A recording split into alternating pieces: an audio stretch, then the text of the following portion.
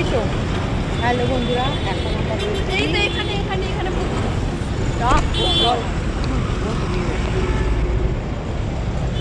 তো আমরা একটু বেরিয়ে পড়ছি ঘুরতে। তো কোথায় যাচ্ছি সেটা এখন বলবো না। তো এইটা তোমরা সেখানে গেলেই তোমরা বুঝতে পারবে, নিজেরাই বুঝতে পারবে আমি কোথায় যাচ্ছি। তো বাইরে ভীষণ নয়েজ, সেই জন্য মানে ভয়েস কলটা পরে করে দিলাম আমি।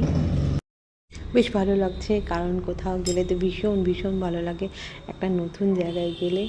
তো পাশে মেয়ে আছে, আমি আছি, আর অন্য গাড়িতে আমার বান্ধবী আছে। হাওড়া স্টেশন থেকে দুজন একসাথেই আমরা ট্রেনে উঠবো।